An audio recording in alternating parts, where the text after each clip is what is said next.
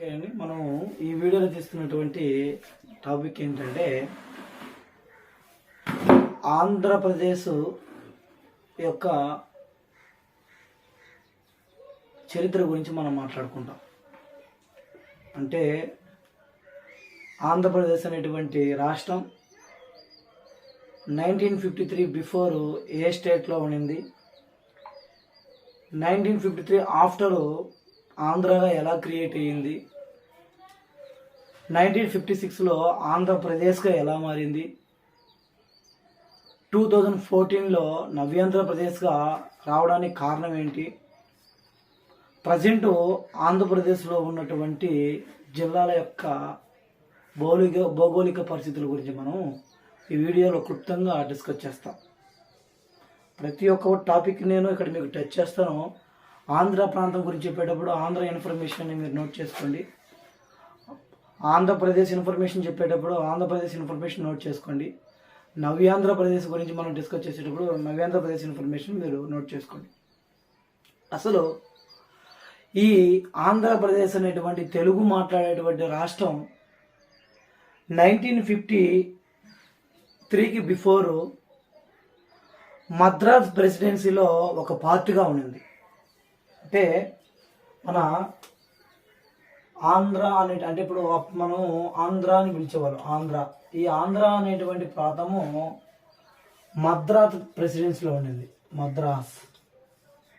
మద్రాస్ ప్రెసిడెన్సీలో ఉంది. అసలు మద్రాస్ అనేటువంటి ప్రెసిడెన్సీ ఎక్కడ ఉండిందంటే తమిళనాడు. ప్రజెంట్ మన తమిళనాడు స్టేట్లో మద్రాస్ ప్రెసిడెన్సీ అని బ్రిటిష్ వాళ్ళు ఉన్నప్పుడు ఉండింది. ఈ మద్రాస్ ప్రెసిడెన్సీ కింద కొన్ని లాంగ్వేజెస్ ఉన్నాయి. అంటే డిఫరెంట్ లాంగ్వేజ్లు మాట్లాడే వాళ్ళు మొత్తం టోటల్గా మద్రాస్ ప్రెసిడెన్సీలో ఉన్నారు. వాళ్ళు ఎవరంటే తెలుగు మాట్లాడేటువంటి అంటే Telugu language, next Tamil language, next Malayalam language, next Kannada మాట్లాడేటువంటి వాళ్ళు అండ్ ఒడియా అండ్ ఈ లాంగ్వేజ్లు అనేటువంటివి మద్రాస్ ప్రెసిడెన్సీలో ఒక పార్ట్గా ఉన్నాయి. ఈ మద్రాస్ ప్రెసిడెన్సీలో పార్ట్గా ఉన్నప్పుడు అసలు ఎందుకు ఇవి ఒక భాషా ప్రయుక్తంగా మారిపోవాలనుకున్నాయి అనేదంటే, మొదటిగా మన తెలుగు మాట్లాడేటువంటి ప్రజలు మద్రాస్ ప్రెసిడెన్సీలో ఉన్నారు కాబట్టి మన తెలుగు మాట్లాడేటువంటి వాళ్ళని ప్రత్యేకమైనటువంటి స్థానంలో నిలబెట్టడం కోసం, తెలుగు మాట్లాడేటువంటి ప్రజలకి ఒక ప్రత్యేకమైన స్థానం తీసుకురావడం కోసం, తెలుగు మాట్లాడేటువంటి ప్రజలు సపరేట్గా ఉంటే బాగుంటుందనేటువంటి ఉద్దేశంతో ఏం చేశారంటే మొదటిసారిగా మద్రాస్ ప్రెసిడెన్సీలో లింగ్విస్టిక్ స్టేట్ అంటే లాంగ్వేజిక్ స్టేట్గా సపరేట్ అయిపోవడం కోసం అని చెప్పి కొంతమంది తెలుగు మాట్లాడేటువంటి ప్రజలు ఎన్నో రకాలైనటువంటి స్ట్రైకులు చేసి ఎంతోమంది ప్రాణత్యాగం చేయడంతో ఈరోజు మనం ఆంధ్ర అనేటువంటి ప్రాంతంగా డివైడ్ అయినాం.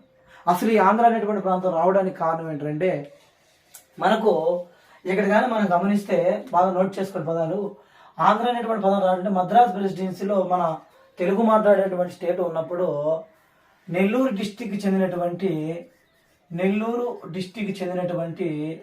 శ్రీ పొట్టి శ్రీరాములు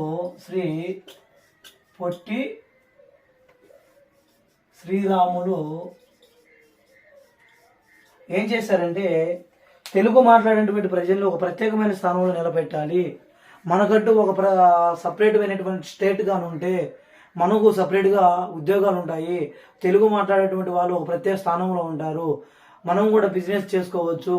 మద్రాసులో ఎలా అయితే తమిళ మాట్లాడే యొక్క ప్రాబల్యం వాళ్ళ యొక్క అంటే వాళ్ళు ఎలా అయితే గొప్పగా బతుకుతున్నారో తెలుగు మాట్లాడడం కూడా మనం గొప్పగా బతుకోవచ్చు అనేటువంటి ఉద్దేశంతో శ్రీ పొట్టి శ్రీరాముడు ఏం చేశాడంటే, ఇతను 1952లో అంటే మనకి ఇప్పుడు యాక్చువల్గా ఆయన మీకు చెప్తాను చూడండి. 1952లో అక్టోబర్ అనేటువంటి మంత్లో అంటే 1952లో అక్టోబర్ మంత్లో అతను ఆమర నిరాహార దీక్ష చేయడం స్టార్ట్ చేశాడు. అంటే ఫాస్టింగ్. ఈ 1952 అక్టోబర్లో ఎప్పుడైతే ఫాస్టింగ్ స్టార్ట్ చేశాడో ఇతను వెళ్ళిన వెంటనే ఈ నెల్లూరు జిల్లా నుంచి రిటర్న్ వెళ్ళేసి తమిళనాడులో ఫాస్టింగ్ చేశాడు కదా 1952లో. అది ఎక్కడ చేశాడని అడుగుతాడు బిట్టు, గుర్తుపెట్టుకోండి. ఈ 1952లో అక్టోబర్లో బులుసు సాంబమూర్తి బులుసు సాంబమూర్తి ఒక లాయర్ ఉన్నాడు అనమాట, తెలుగు మాట్లాడేటువంటి ఒక లాయర్, మద్రాసు ప్రెసిడెన్సీలో అప్పట్లోనే. ఈ బులుసు సాంబమూర్తి ఇంట్లో మన పొట్టి శ్రీరాములు ఏం చేశాడంటే 58 రోజుల పాటు 58 డేస్ ఆమరణ నిరాహార దీక్ష, అంటే ఇంగ్లీష్లో ఫాస్టింగ్ అంటాం. అంటే శ్రీ పొట్టి శ్రీరాములు 1952 అక్టోబర్లో బులుసు సాంబమూర్తి ఇంట్లో ఫాస్టింగ్ చేయడం స్టార్ట్ చేశాడు. ఎన్నో రోజుల పాటు బులుసు సాంబమూర్తి ఇంట్లో ఫాస్టింగ్ చేశాడు, ఆమరణ నిరాహార దీక్ష చేశాడంటే 58 డేస్ అనేటువంటి రోజులు గుర్తుపెట్టుకోవాలి. 58 డేస్ ఆమరణ నిరాహార దీక్ష చేయడం జరిగింది. మనం గుర్తుపెట్టుకుంటే ఒక్కొక్క దగ్గర అంటే 54 డేస్ ఒకసారి ఉంటాయి. కానీ 10th క్లాస్ టెక్స్ట్ బుక్ అకాడమీలో ఎగ్జాక్ట్గా మనకి ఇచ్చినటువంటి డేట్ ఎన్ని డేస్ అంటే 58 డేస్. అసలు ఎవరు ఈ పొట్టి శ్రీరాములు అంటే 1901లో మద్రాస్ ప్రెసిడెన్సీ దగ్గర, అంటే అప్పుడు నెల్లూరు అనేది మన మద్రాస్ ప్రెసిడెన్సీ అంటాం కదా, మద్రాస్ ప్రెసిడెన్సీలో ఇతను అక్కడ మద్రాస్ ప్రెసిడెన్సీ జన్మించడం జరిగింది. ఇతను కూడా వృత్తిరీత్యా మంచి ఉద్యోగస్తు, చదువుకున్నటువంటి వ్యక్తి అయినా ఎప్పుడు కూడా 1932 మహాత్మా గాంధీ చేసేటువంటి మూమెంట్లో ఒక యువకుడుగా చురుగ్గా పాల్గొనేటువంటి వాడు ఉద్యమం సమయంలో, భారతదేశానికి స్వతంత్రం తీసుకురావాలనే ఉద్దేశంతో. ఎప్పుడైతే మన భారతదేశానికి స్వతంత్రం వచ్చింది, ఇప్పుడు ఇండిపెండెన్స్ వచ్చింది, ఇప్పుడు 1947 ఆగస్టు 15న మనకి ఇండిపెండెన్స్ వచ్చినా కానీ అప్పుడు మన దేశంలో ఎన్ని ఉన్నారంటే 14 స్టేట్స్ అండ్ 9 యూనియన్ టెరిటరీస్ ఉన్నాయి. జస్ట్ ఓన్లీ 9 యూనియన్ టెరిటరీస్ ఉన్నాయి. ఈ 9 యూనియన్ టెరిటరీస్ ఉన్నప్పుడు భారతదేశానికి ఫస్ట్ ప్రైమ్ మినిస్టర్గా సెలెక్ట్ అయినటువంటి జవహర్ లాల్ నెహ్రూ ఆ 40 స్టేట్స్ అలా రన్ చేస్తున్నాడు. తర్వాత after that Sardar Vallabhbhai Patel home మినిస్టర్గా అపాయింట్ అయిన తర్వాత యూనిఫికేషన్ ఆఫ్ ది స్టేట్స్ అనేటువంటి ఒక కమిటీ స్టార్ట్ చేసుకుని 565 ఉన్నటువంటి ప్రిన్సిపల్ స్టేట్స్ని మన దేశంలో యాడ్ చేయడం జరిగింది. అలా యాడ్ చేసిన తర్వాత కూడా తెలుగు అంటే లాంగ్వేజ్ల ప్రకారంగా కొన్ని స్టేట్స్ లేకుండా ఉన్నాయి. దీన్ని కొంతమంది చదువుకున్నటువంటి వ్యక్తులు గమనిస్తూ ఉన్నారు. ఈ గమనించిన వాళ్ళలో ఈ పొట్టి శ్రీరాములు కూడా ఒకరు. అంటే ఎవరెవరి భాషలకి వాళ్ళకు సపరేట్గా ఉన్నటువంటి కానీ స్టేట్ కానీ ఉంటే తమ మాట్లాడినటువంటి ప్రజలందరూ కూడా సానుకూలంగా తమకు ఏమైతే అవసరాలు తీర్చుకోవచ్చు అనేటువంటి ఉద్దేశంతో మనం ఒక సపరేట్గా ఉంటే బాగుంటుందనే విధానంతో 1952లో అక్టోబర్లో శ్రీ పొట్టి శ్రీరాములు ఈ ఆమర నిరాహార దీక్ష చేయడం జరిగింది. ఈ ఆమర నిరాహార దీక్ష 58 డేస్ చేసిన సమయంలో ఎవరు కూడా ఇతను పట్టించుకోరు. మద్రాస్ ప్రెసిడెన్సీలో నెహ్రూ కానీ ఎవరు కూడా తెలియదు, పట్టించుకోరు. ఏం చేస్తాడు అంటే 1952లో డిసెంబర్ 25న ఇతను చనిపోవడం జరుగుతుంది. ఎప్పుడైతే శ్రీ పొట్టి శ్రీరాములు చనిపోయాడో మద్రాస్ ప్రెసిడెన్సీలో ఉన్నటువంటి తెలుగు మాట్లాడే ప్రజలందరూ కూడా అంటే అతను చనిపోయినటువంటి విషయం తెలిసి ఎంతో బాధకు లోనయ్యి ఎక్కడ బట్టి అక్కడ మద్రాస్ ప్రెసిడెన్సీలో అల్లకొల్లారంగు గొడవలు చేశారు. ఆయన మీద ఉన్నటువంటి ప్రేమానురాగాలతో, అతను చేసినటువంటి కృషితో, అతను చేసినటువంటి 88 రోజుల ఆమర నిరాహార దీక్షను తెలుగు ప్రజలందరూ కూడా గుర్తుపెట్టుకొని అతను చనిపోయారనే బాధను జీర్ణించుకోలేక విపరీతమైనటువంటి స్ట్రైకులు చేశారు. వీళ్ళు చేస్తున్నటువంటి స్ట్రైకులు సెంట్రల్లో గవర్నమెంట్లో ఉన్నటువంటి కాంగ్రెస్ గవర్నమెంట్లో ఉన్నటువంటి మన ఇండియాకు ప్రధానమంత్రిగా ఉన్నటువంటి ఫస్ట్ ప్రైమ్ మినిస్టర్గా ఉన్నటువంటి నెహ్రూకు తెలుస్తాయి. అప్పుడు నెహ్రూ ఏం చేస్తాడంటే ఈ తెలుగు మాట్లాడేటువంటి స్టేట్స్కి మనం సపరేట్ చేయడానికి కుదరదు అనే విధానంతో ఏం చేస్తాడంటే 1953లో చూడండి, మనం ఇక్కడ బాగా గమనించుకోవాలా, బాగా అబ్జర్వ్ చేయండి. 1953లో ఏం చేశాడంటే ఇతను అంటే మామూలుగా దీన్ని 56 వరకు కూడా చేస్తారు. 1953 ఒక ఇయర్ ఎగ్జాక్ట్గా 11 months 10 months అన్నప్పుడు ఏంటంటే October 1 అనుకోండి.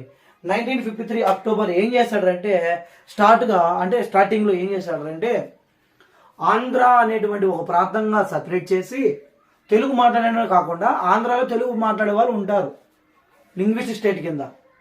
అంటే అక్కడ మెయిన్గా రావాల్సింది ఏంటంటే తెలుగు మాట్లాడే వాళ్ళని సపరేట్ చేయాలనే ఉద్దేశం ఒకటి ఆంధ్ర వచ్చింది. కానీ రాను రాను ఏమైపోయిందంటే అది ఒక సిస్టమేటిక్గా మారింది. అది ఎప్పుడు చెప్తానంటే 1956 తెలుస్తుంది చూడండి మీకు ఏంటి సిస్టమేటిక్ అనేది.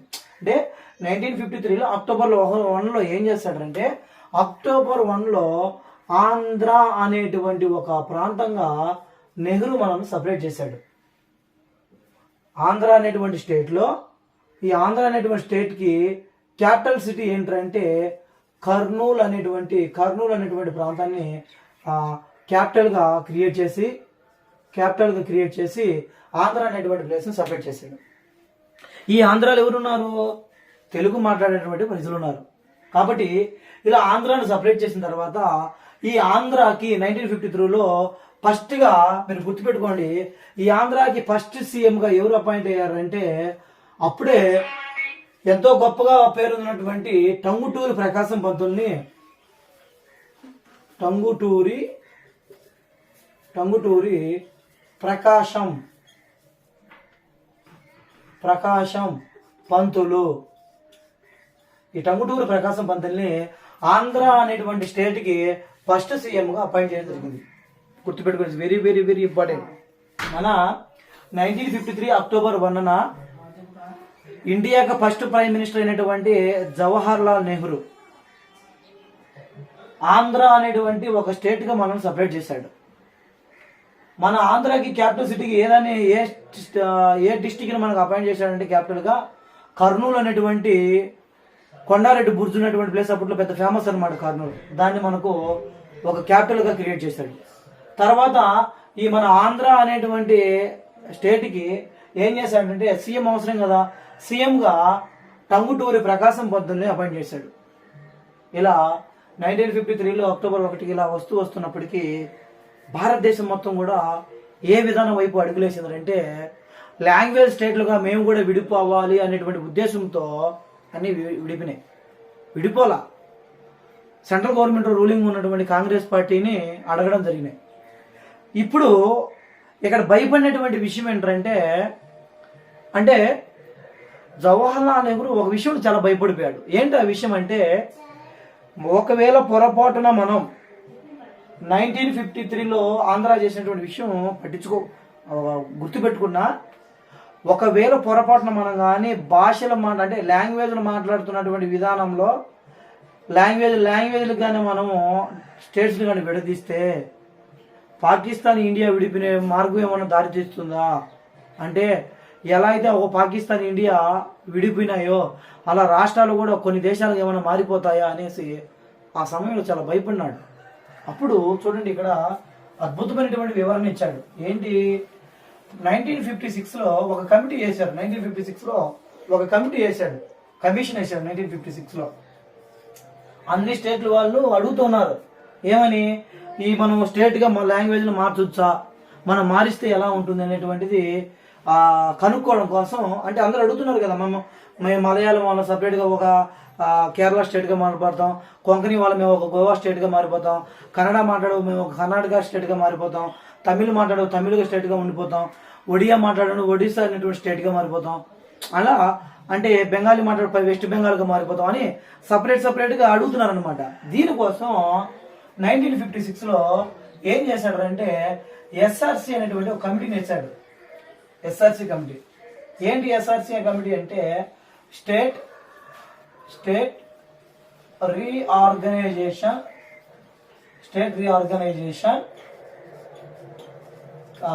కమిషన్ ఒకటి వేసాడు. కమిషన్ వేసి ఈ కమిషన్కి 3 మెంబర్స్ని సెలెక్ట్ చేశాడు.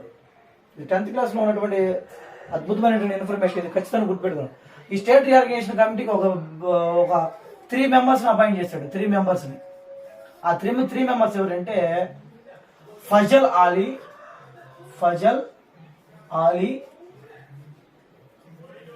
Second one KM Panikkar,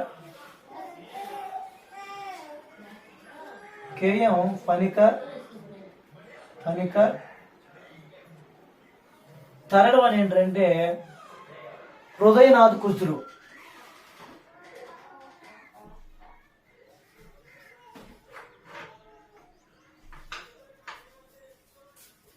Hridaynath Kunzru Hridaynath Kunzru అనేటువంటి ఈ 3 మెంబర్స్ కమిటీ చేశాడు. ఈ 3 మెంబర్స్ కమిటీ చేసిన తర్వాత ఈ 3 మెంబర్స్ కమిటీస్ మొత్తం అన్ని కూడా లాంగ్వేజ్ కింద అంటే రాష్ట్రాల భాషా పునర్వ్యవస్థీకరణ అనేటువంటి చట్టం కింద స్టేట్ రీఆర్గనైజేషన్ కమిషన్ వాళ్ళు ఈ 3 మెంబర్స్ అందరూ కూడా సెర్చ్ చేసి సౌత్ ఇండియాలో స్టేట్స్ అన్ని కూడా గమనించి అప్పుడు నెహ్రూకు ఒక నివేదికను సబ్మిట్ చేయడం జరిగింది. అదే 1956 స్టేట్ రీఆర్గనైజేషన్ కమిషన్ అనేటువంటి కింద ఒక కమిషన్ సబ్మిట్ చేసి ఎస్ సార్ ఒక్కొక్క స్టేట్ కింద అంటే ఒక్కొక్క లాంగ్వేజ్ కింద ఒక్కొక్క స్టేట్గా విడిపోవడానికి సిద్ధంగా ఉన్నాయి సౌత్ ఇండియాలో ఉన్నటువంటి స్టేట్స్. తక్షణమే కానీ మనం విడదీస్తే బాగుంటుందనే ఉద్దేశంతో ఏం చేశారంటే ఏ ప్రాంతాలుగా ఆ ప్రాంతాలుగా సపరేట్గా విడదీసినాం. అలా విడదీసిన తర్వాత ఏం చేశారంటే 1956లో మన ఇక్కడ మీరు ఇంకోటి గమనించుకోండి. ఇప్పుడు మనం ఏం చెప్పుకున్నాం, ఒక 1956లో ఎస్ఆర్సి కమిటీ ప్రకారం స్టేట్ రీఆర్గనైజేషన్ యాక్ట్ కింద ఏ భాష మాట్లాడుతున్నటువంటి అంటే ఇప్పుడు తెలుగు మాట్లాడే వాళ్ళు తెలుగు మాట్లాడే భాష కలిగిన వాళ్ళు కాబట్టి వాళ్ళు ఒక స్టేట్గా, తమిళ్ మాట్లాడే వాళ్ళు తమిళ్ మాట్లాడేటువంటి ఒక స్టేట్గా, మలయాళం మాట్లాడే వాళ్ళు ఒక స్టేట్గా, కొంకణి మాట్లాడే వాళ్ళు ఒక స్టేట్గా, బెంగాలీ మాట్లాడే వాళ్ళు ఒక స్టేట్గా, అలా ఏ డిఫరెంట్ లాంగ్వేజ్ ఉన్న వాళ్ళు డిఫరెంట్ స్టేట్గా డివైడ్ చేశారు. అప్పుడు ఈ రూల్ ప్రకారం ఎస్ఆర్సి ప్రకారం ఆంధ్రాగా 1953లో ఆంధ్రాగా ఉన్నటువంటి ప్రాంతము అంటే మీరు గుర్తుపెట్టుకోవాలి. అక్కడ నేను పదం చెప్పడం మర్చిపోయాను. 1953 యాక్ట్ అనేది ఏంటంటే first Andhra bifurcation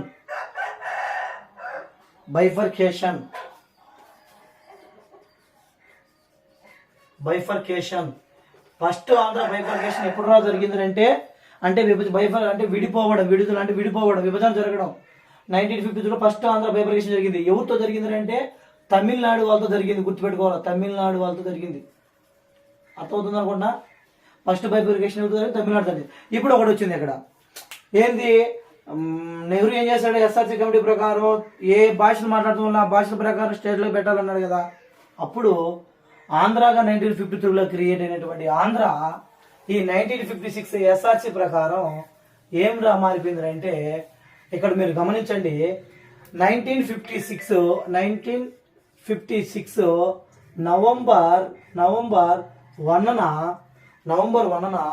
central government వాళ్ళు ఏం చేస్తారంటే తెలుగు మాట్లాడేటువంటి వాళ్ళు ఆంధ్రాతో పాటు కూడా ఆంధ్రాకి నార్త్గా ఉన్నటువంటి గోల్కొండ ప్రాంతం కానీ హైదరాబాద్ ప్రాంతం కానీ ఈ ప్రాంతాలలో తెలుగు మాట్లాడేటువంటి ప్రజలు ఎక్కువ ఉన్నారనేటువంటి ఉద్దేశంతో 2 తెలుగు మాట్లాడేటువంటి స్టేట్స్ పెడితే చాలా కష్టంగా ఉంటుంది అనే ఉద్దేశంతో సెంట్రల్ గవర్నమెంట్ ఏం చేసిందంటే ఆ గోల్కొండ హైదరాబాద్ ప్రాంతంలో తెలుగు మాట్లాడుతున్నటువంటి ప్రజలని తెలంగాణ ప్రాంతం అంటారు ఆ ప్రాంతాల వాళ్ళని ఆంధ్రాలో తెలుగు మాట్లాడేటువంటి వాళ్ళని ఇద్దరిని కూడా కలిపి 1956 నవంబర్ 1న ఏం చేశారంటే ఆంధ్రప్రదేశ్గా ఆంధ్రప్రదేశ్ ఏ రోజైతే తెలంగాణ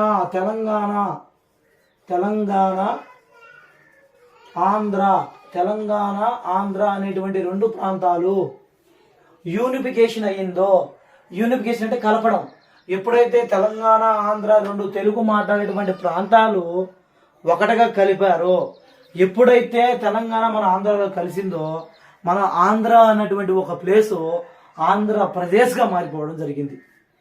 గుర్తుపెట్టుకోవాలి, ఇక్కడ వెరీ వెరీ ఇంపార్టెంట్. మనకు అదే అడుగుతాడు. ఆంధ్రాకు యూనిఫికేషన్ ఎప్పుడు జరిగిందంటే 1956 నవంబర్ 1. అంతే, ఆంధ్ర రాష్ట్ర అవతరణ దినోత్సవం అంటాం నవంబర్ 1. అర్థమైందా? ఆంధ్ర అవతరణ దినోత్సవం అంటే అక్టోబర్ 1. ఓకేనా?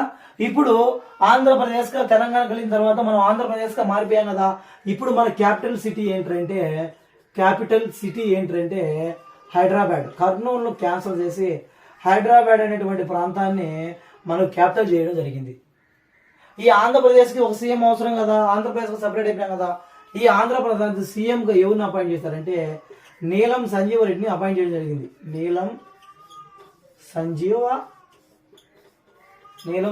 రెడ్డి. ఈ నీలం సంజీవ రెడ్డిని ఎప్పుడైతే సీఎంగా అపాయింట్ చేశారో ఈ ఆంధ్రప్రదేశ్ ప్రాంతాలకు ఒక విధి విధానంలో నీలం సంజీవ రెడ్డి అద్భుతమైనటువంటి, అతను నమ్మకంగా తెలుగు మాట్లాడే ప్రజల కోసం ఎంతో కృషి చేసి ఆంధ్రప్రదేశ్ అనేటువంటి ప్రాంతాన్ని అద్భుతమైనటువంటి వైపు తీసుకెళ్లాడు. హైదరాబాద్ అనేటువంటి ప్రాంతాన్ని డెవలప్ చేసుకొని తెలుగు మాట్లాడడం కూడా ఒక ఐక్యంగా చేసి తన యొక్క ప్రణాళికబద్ధమైనటువంటి విధానంలో ఈ ఆంధ్ర తెలంగాణ అనేటువంటి వేరియేషన్ లేకుండా ఆంధ్రప్రదేశ్ అంటే ఒక్కటే, తెలంగాణ వేరే కాదు, ఆంధ్ర కాదు వేరే కాదు అనేటువంటి ఉద్దేశంతో ఈ ఆంధ్రప్రదేశ్ వంటి ప్రాంతాన్ని నీలం సంజయ్ రెడ్డి గారు అద్భుతంగా రూలింగ్ చేయడం జరిగింది. ఇలా రూలింగ్ చేస్తూ ఉన్నప్పుడు ఎప్పుడైతే మనం ఇలా క్రియేట్ అయిపోయినామో ఇలా కంటిన్యూగా 1969 వరకు ఎటువంటి ప్రాబ్లమ్స్ కానీ ఎటువంటి విధానాలు కానీ రాలా. ఇక్కడే వచ్చినటువంటి మనకు పెద్ద ఒక చిన్న నష్టం ఏంటంటే 1969లో ఒక విషయం జరిగింది. 1969లో ఏంట్రా 1969 అంటే మర్రి చెన్నారెడ్డి అనేటువంటి ఒక వ్యక్తి తెలంగాణ ప్రాంతానికి చెందినటువంటి వాడు. మర్రి చెన్నారెడ్డి అని తెలంగాణ ప్రాంతానికి చెందినటువంటి ఒక వ్యక్తి. ఇతను మెయిన్ ఉద్దేశం ఏంటంటే అతను ఒక సీనియర్ పార్టీ రాజకీయ నాయకుడు. అతను కొన్ని విషయాలు గ్రహించాడు. ఏమని, ఏ రోజైతే తెలుగు మాట్లాడేటువంటి రెండు ప్రాంతాలు కలిపామో ఆ కలిపినటువంటి ప్రాంతంలో ఒక ప్రాంతమైనటువంటి మా తెలంగాణ మేము అన్ని విషయాల్లో కూడా రాజకీయ పోటీలో కూడా ఆంధ్ర వాళ్ళే ఎక్కువగా పోటీ చేస్తున్నారు, ఉద్యోగాలు కూడా ఆంధ్ర ప్రజలుగా ఎక్కువ వెళ్తున్నాయి, తెలంగాణ ప్రాంతాలను డెవలప్ చేయాలనే ఉద్దేశంతో ఎవరు కూడా చూడలేదు. కాబట్టి మేము ఎట్టేను సపరేటే కదా, మేము 1956లో మేము మీతో కలిసాం కదా, అంటే మేము ఒకటి కాదు, మేమంటూ సపరేటు, మాదంటూ ఒక తెలంగాణ ప్రాంతం అనేటువంటి విధి విధానంలో కొన్ని విషయాలను యాడ్ చేసి ఆ తెలంగాణ ఉన్నటువంటి ప్రాంతంలో ఉన్నటువంటి ప్రజల్ని రుచిగొలిపాడు ఉద్యమం కోసం. అయ్యా మనం అంటూ తెలంగాణ ప్రజలంగానే వేరైపోతే మనకంటూ సపరేట్ ప్రత్యేకమైనటువంటి ఉద్యోగాలు వస్తాయి, మనమంటే ఒక రాజకీయంగా పోటీ చేయొచ్చు, మన తెలంగాణ ప్రాంతాన్ని అద్భుతమైనటువంటి డెవలప్ చేసుకోవచ్చు, ప్రతి ఒక్క వ్యక్తిని కూడా మనం కొన్ని ఏవైతే అవసరమో ఎన్నైతే ఉద్యోగాలు అవసరాన్ని ప్రొవైడ్ చేయొచ్చు అనేసి ఆ మర్రి చెన్నారెడ్డి ఫస్ట్ 1961లో తెలంగాణ ఉద్యమాన్ని అలా పైకి తీసుకురావడం జరిగింది. ఈ తెలంగాణ ఉద్యమాన్ని ఎప్పుడైతే ఆయన పైకి తీసుకొచ్చాడో ఆ తెలంగాణ ప్రజలు మొత్తం కూడా ఆ మర్రి చెన్నారెడ్డి ఉద్యమానికి కొద్దిగా ఎస్ ఈ మర్రి చెన్నారెడ్డి ఏదో కట్టు చెప్తున్నాడు, ఎలా అయినా మనం ఆంధ్ర వాళ్ళు వేరే కదా, మనం ఎందుకు వాళ్ళతో కలిసి ఉండాలి, మనం అంటూ సపరేట్గా ఉంటే మనకు కొన్ని ఉద్యోగాలు బాగా వస్తాయి కదా, మన స్టేట్ బాగా డెవలప్ అవుతుందనే ఉద్దేశంతో ఏం చేశారంటే 1961 ఉద్యమాన్ని కొద్దిగా ఫేమస్ చేయడం జరిగింది. ఇలా జరుగుతున్నటువంటి కాలంలో అలా జరుగుతూ వస్తుంది. నందమూరి తారక రామారావు గారు 1983లో 1984లో చీఫ్ మినిస్టర్గా అపాయింట్ అయ్యాడు, రాజశేఖర రెడ్డి వచ్చాడు. అప్పుడు ఎవరు కూడా ఈ ఉద్యమాల గురించి మాట్లాడాల. కానీ 2000 అంటే 2006 ఆర్ 2009 రాజశేఖర రెడ్డి చీఫ్ మినిస్టర్గా ఉన్నటువంటి హయాంలో 2006-2009లో వైఎస్ రాజశేఖర రెడ్డి ఆంధ్రప్రదేశ్కి చీఫ్ మినిస్టర్గా ఉన్నటువంటి సమయంలో తెలంగాణలో ఉన్నటువంటి కొంతమంది వ్యక్తులు, అదే ఆ వ్యక్తులు ఎవరంటే తెలంగాణలో 2001న క్రియేట్ అయినటువంటి టిఆర్ఎస్ పార్టీకి చెందినటువంటి వ్యక్తులు 2001లో అంటే అక్కడ రాసుకోండి, founded by the TRS party which year 2001. Rashtriya సమితి అంటే తెలంగాణ రాష్ట్రీయ సమితి అనేటువంటి తెలంగాణలో ఉన్నటువంటి ఒక పార్టీ 2001లో ఫార్మేషన్ అయింది, క్రియేట్ అయింది. ఈ పార్టీ చెందినటువంటి వ్యక్తులు 2006-2009 సమయంలో రాజశేఖర రెడ్డి ఉన్నటువంటి సమయంలో తెలంగాణ ప్రాంతం గురించి అడగడం జరిగింది. మేము విడిపోతాం అన్నటువంటి సమయంలో, ఆ సమయంలో సెంట్రల్ గవర్నమెంట్లో అంటే ఇప్పుడు విడిపోవాలి అని అంటే దానికి ఎవరు సమ్మతి తెలపాలా, సెంట్రల్లో ఎవరైతే రూలింగ్లో ఉంటారో ఆ పార్టీ తెలపాలి. అప్పుడు సెంట్రల్లో రూలింగ్లో ఉన్నటువంటి పార్టీ ఏంటంటే అప్పుడు కాంగ్రెస్ చెందినటువంటి పార్టీ రూలింగ్లో ఉండేది. ఇక్కడ మనకు కొద్దిగా ఆంధ్రప్రదేశ్ ఒక చిన్న దరిద్రమైనటువంటి విషయం ఏంటంటే 2009 అంటే 2009లో మన వైఎస్ రాజశేఖర రెడ్డి గారు నల్లమల్ల అడవుల్లో హెలికాప్టర్ ప్రమాదంలో చనిపోవడం జరిగింది. ఎప్పుడైతే ఈయన చనిపోయినటువంటి విషయాన్ని తెలుసుకున్నటువంటి తెలంగాణ ప్రజలు ఇదే అనువుగా చూసుకొని తెలంగాణ ప్రాంత ఉద్యమం గురించి 2009 నుంచి అంటే 2010, 2011, 2013 వరకు విపరీతమైనటువంటి అంటే మనకు 2013 ఫుల్ హాలిడేస్ ఇచ్చారు మనకి. ఈ ఉద్యమాలతో హాలిడేస్ ఉన్నాయి ఫుల్గా. విద్యా సంవత్సరం కూడా సక్రమంగా జరగల, విద్య కూడా సక్రమంగా జరగల. ఇలా ఉద్యమాలు చేసి ఉస్మానియా యూనివర్సిటీ స్టూడెంట్స్, తెలంగాణలో ఉన్నటువంటి ఉద్యమకారులు, టీఆర్ఎస్ పార్టీ చెందినటువంటి ఉద్యమకారులు, తెలంగాణలో ఉన్నటువంటి గిరిజన ప్రజలు, అలానే తెలంగాణలో ఉన్న బడుగు బలహీన వర్గాలకు చెందినటువంటి ప్రజలు ఒక భయంకరమైనటువంటి ఉద్యమం చేయడంతో ఏమి చేయలేక సెంట్రల్ గవర్నమెంట్లో ఉన్నటువంటి ఈ కాంగ్రెస్ పార్టీ ఏం చేసిందంటే 2013 ఒక కమిటీ ప్రకారం ఒక కమిటీ వేసి ఎలా అయినా సరే ఈ రెండు ప్రాంతాలను విడదీస్తారనే ఉద్దేశంతో ఏం చేశారంటే ఇక్కడ ఫైనల్గా ఏం చేశారంటే 2013 వేసినటువంటి కమిటీ ప్రకారం ఏం చేశారంటే 2014 జూన్ 2న తెలంగాణ అనేటువంటి ప్రాంతాన్ని ఇక్కడ సెకండ్ బైఫర్కేషన్ అంటాం. అంటే ఇది ఏంటిది మనకు సెకండ్ బైఫర్కేషన్. ఎవరికి సెకండ్ బైఫర్కేషన్? ఆంధ్ర వాళ్ళకి బైఫర్కేషన్, సెకండ్ బైఫర్కేషన్. ఇప్పుడు 2014 జూన్ 2న తెలంగాణ అండ్ ఆంధ్రప్రదేశ్గా సపరేట్ అయిపోయినాం. ఎప్పుడైతే ఈ ఆంధ్రప్రదేశ్గా సపరేట్ అయిపోయినామో ఈ ఆంధ్రప్రదేశ్ని ఏమని పిలవడం జరిగిందంటే నవ్యాంధ్రప్రదేశ్గా పిలవడం జరుగుతుంది. ఇప్పుడు కూడా నవ్యాంధ్రప్రదేశ్గా పిలవడం జరిగింది. అంటే జూన్ 2న నవ్యాంధ్రప్రదేశ్కి క్రియేట్ అయింది. జూన్ 2న తెలంగాణ ప్రాంతం తెలంగాణగా సపరేట్ అయిపోయినాయి. అంటే ఇలా సపరేట్ అయిపోయిన తర్వాత తెలంగాణ ఈ కమిటీ ప్రకారం అంటే ఇప్పుడు మీరు గమనించండి, ఈ 2014లో ఇలా భయంకరమైన ఉద్యమాలు చేస్తున్నప్పుడు సెంట్రల్లో ఉన్నటువంటి పార్టీ ఏది? కాంగ్రెస్ పార్టీ. అంటే కాంగ్రెస్ పార్టీలో అప్పుడు ప్రైమ్ మినిస్టర్ అయినటువంటి వ్యక్తి ఎవరంటే డాక్టర్ మన్మోహన్ సింగ్ అనేటువంటి వ్యక్తి కంటిన్యూగా 10 years నుంచి వర్క్ చేస్తూ వస్తున్నాడు. ఆయన ఈ ఉద్యమాలు తట్టుకోలేక అతనే అంటే మీకు బిట్ అడుగుతాడు ఇక్కడ 2014 జూన్ 2న ఆంధ్రప్రదేశ్ అండ్ తెలంగాణ విభజన జరిగినప్పుడు సెంట్రల్లో ఉన్నటువంటి పార్టీ ఏదంటే కాంగ్రెస్.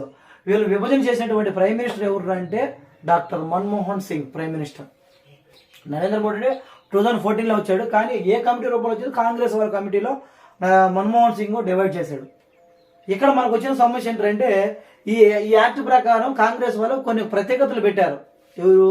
సపరేట్ అయినటువంటి ఇప్పుడు తెలంగాణ వెల్ డెవలప్డ్ అంటే దాంట్లో మన చంద్రబాబు నాయుడు కావచ్చు, నందమూరి తారక రామారావు కావచ్చు, వైఎస్ రాజశేఖర రెడ్డి కావచ్చు, నల్లారి కిరణ్ కుమార్ రెడ్డి కావచ్చు, నీలం సంజయ్ దగ్గర నుంచి మొత్తం మనకు వచ్చినట్టు చీఫ్ మినిస్టర్ అందరూ కూడా తెలంగాణ ప్రాంతాన్ని అద్భుతమైనటువంటి డెవలప్ చేశారు. అంటే అది డెవలప్ అయిందంటే ఆల్మోస్ట్ తెలంగాణ అటువంటి డెవలప్మెంట్లో ఉంది. కానీ ఈ తెలంగాణ నుంచి విడిపోయిన తర్వాత క్యాపిటల్ సిటీ అనేది లేదు కదా, మన డెవలప్ లేదు కదా. అంటే ఈ నవ్యాంధ్రప్రదేశ్ డెవలప్ అవ్వాలంటే సరైనటువంటి వసతులు అవసరం కదా. అందుకోసము 2014లో మన్మోహన్ సింగ్ ఆ కమిటీలో ఒక 6 ప్రాసెస్ చేశాడు, కొన్ని విషయాలు చెప్పాడు. ఏమని?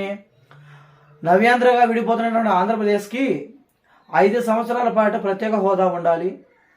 10 సంవత్సరాల పాటు హైదరాబాద్ అనేటువంటి సిటీ క్యాపిటల్ సిటీగా ఉండాలి. పారిశ్రామికంగా డెవలప్ అవ్వాలంటే సెంట్రల్ గవర్నమెంట్ సపోర్ట్ ఇవ్వాలి, తనకు అవసరమైనటువంటి డబ్బులు కూడా ఇవ్వాలి. ఇలా కొన్ని విషయాల మీద మన్మోహన్ సింగ్ గవర్నమెంట్ కొన్ని ప్రత్యేకతలో కొన్ని ప్రిన్సిపల్ చేసింది. ఎక్కడ వచ్చిన మన సమస్య అంటే అదే మన దరిద్రం. ఇక్కడ ఏ రోజైతే మనం ఇవన్నీ చేసుకున్నామో, ఎప్పుడైతే మనం ఎన్ని రూల్ ప్రకారం పెట్టుకున్నామో 2014లో కాంగ్రెస్ గవర్నమెంట్ సెంటర్లో ఓడిపోయి బీజేపీ గవర్నమెంట్ వచ్చింది. ఇదేనా మనకు వచ్చిన నష్టం. ఎప్పుడైతే బీజేపీ గవర్నమెంట్ వచ్చి నరేంద్ర మోడీ గవర్నమెంట్ వచ్చిందో మన్మోహన్ సింగ్ ఇచ్చినటువంటి విషయాలన్నింటి కూడా బీజేపీ గవర్నమెంట్ పట్టించుకోవాలి. ఇప్పుడు నవ్యాంధ్రప్రదేశ్లో ఉన్నటువంటి ఆంధ్రప్రదేశ్ ప్రజలకి విపరీతమైనటువంటి నష్టాలు వచ్చినాయి. ఇప్పుడు మనం విడిపోయినాం, తెలంగాణ వాడు క్యాపిటల్ సిటీ ఏదంటే ఆటోమేటిక్గా హైదరాబాద్ వెల్ డెవలప్డ్, ఇండియాలోని వెల్ డెవలప్డ్ సిటీలో టాప్ 10లో అదొక ప్రాంతం. ఆంధ్రప్రదేశ్కి ఏముంది? Capital city. అసలు క్యాపిటల్ సిటీనే లేదు ఇంతవరకు. అదేదో కర్నూలు పెట్టుకున్నాం ఆంధ్ర ఉన్నప్పుడు, అది లేకుండా చేశారు. డైరెక్ట్గా తీసుకెళ్లి తెలంగాణలో హైదరాబాద్ ప్రాంతాన్ని 1956లో ఫార్మేషన్ చేశారు. ఇప్పటికి ఏమీ లేకుండా. ఆ ఉద్దేశంతో 2014లో ఆంధ్రప్రదేశ్లో జరిగినటువంటి ఎలక్షన్స్లో టీడీపీ పార్టీ చెందినటువంటి నారా చంద్రబాబు నాయుడు గారు టీడీపీ పార్టీ చెందినటువంటి వ్యక్తి నారా చంద్ర బాబు నాయుడు గారు సీఎంగా క్రియేట్ అయిన తర్వాత, చీఫ్ మినిస్టర్గా సెలెక్ట్ అయిన తర్వాత ఇతను మన గుంటూరు జిల్లాకి దగ్గరగా ఉన్నటువంటి ప్రాంతంలో, గుంటూరు జిల్లాలో ఉన్నటువంటి తాడేపల్లిగూడెం అనేటువంటి ప్రాంతం దగ్గర వెలగపూడి అనేటువంటి ప్రాంతంలో అమరావతి అనేటువంటి ప్రాంతాల్లో మన క్యాపిటల్ సిటీని సెలెక్ట్ చేశాడు. క్యాపిటల్ సిటీని అమరావతి అనేటువంటి ప్రాంతంలో చేయండి. అంటే గుంటూరు ప్రాంతంలో చేయడం అంటే దానికి ఒక చరిత్ర ఉంది, మళ్ళీ హిస్టరీ ఉంది. గౌతమ్ బుద్ధుడు లాంటి టైంలో గౌతమ్ బుద్ధులు కానీ, గౌతమ్ బుద్ధ శాతకర్ణి డైనెస్టీ వాళ్ళు కానీ, ఈ బే ఆఫ్ బెంగాల్ దగ్గరగా గుంటూరు ప్రాంతం దగ్గరగా వాళ్ళు అక్కడ నివాసం ఉన్నారు. ఆ ప్రాంతాన్ని డెవలప్ చేశారనే ఉద్దేశంతో కొన్ని ప్రత్యేకతలు ఉంటాయి. అట్లా కోస్టల్కి ఇలా రాయలసీమకు దగ్గరగా ఉంటుందనే ఉద్దేశంతో ఆ కోస్టల్ రీజియన్లో ఉన్నటువంటి ప్రాంతాలకి సముద్రం దగ్గర ఉన్నటువంటి అమరావతి అనేటువంటి ప్రాంతాన్ని మన ఆంధ్రప్రదేశ్, నవ్యాంధ్రప్రదేశ్కి క్యాపిటల్ సిటీ చేయడం జరిగింది. ఇలా క్యాపిటల్ సిటీ చేసిన తర్వాత ఇప్పుడు ప్రజెంట్ సిచ్యువేషన్ ప్రకారం ఇలా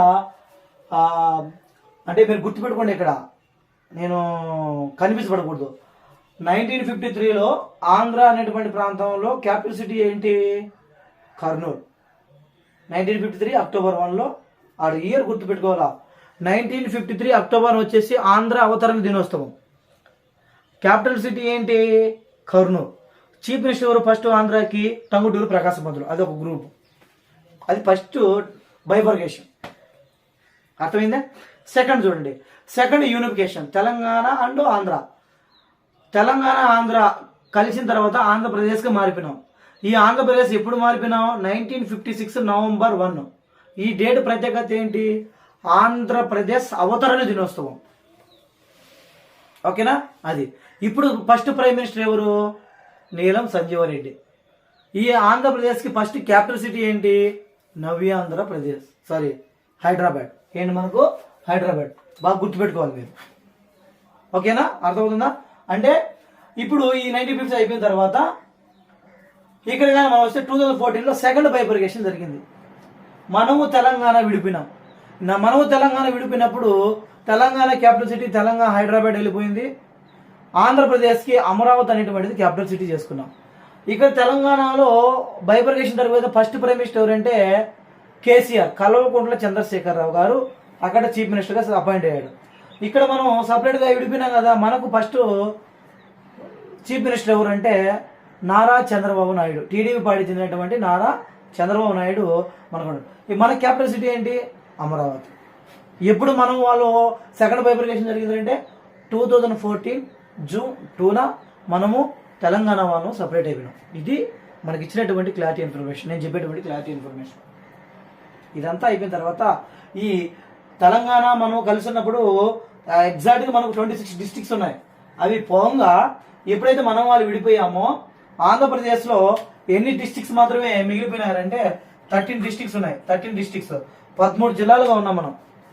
ఆ 13 జిల్లాలు ఏంటి, వాటి హిస్టరీ ఏంటి, అవి ఎలా ఉన్నాయి అనేది మొత్తం ఇప్పుడు మనం క్లారిటీ చూద్దాం. ఓకేనా?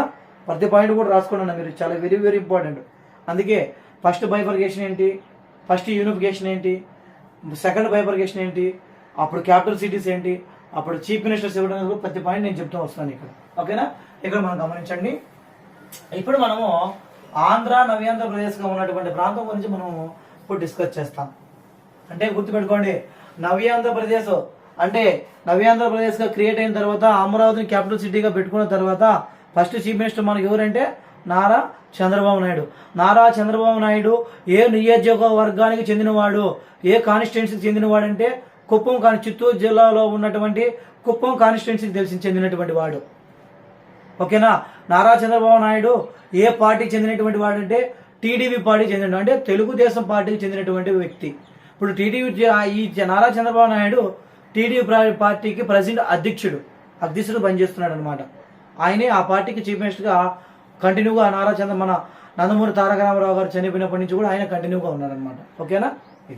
ఇప్పుడు చూడండి, ఆంధ్రప్రదేశ్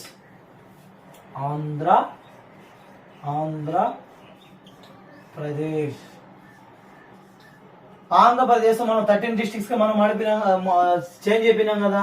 అవి ఏంటి అనేది మనం ఒకసారి గమనిస్తే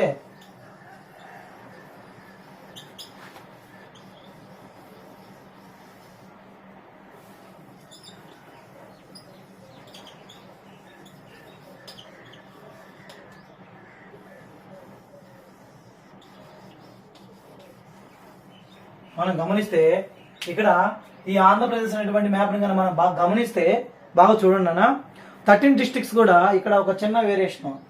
13 జిల్లాలు ఉన్నటువంటి ఆంధ్రప్రదేశ్ ఎలా గుర్తుపెట్టుకోవాలి మనం, ఎన్ని కోస్టల్ డిస్ట్రిక్ట్స్ ఉన్నాయి, ఎన్ని రాయలసీమ డిస్ట్రిక్ట్స్ ఉన్నాయి, ఈ 13 ఎలా గుర్తుపెట్టుకోవాలనేది నేను ఈజీగా చెప్తా గుర్తుపెట్టుకోండి నాన్న.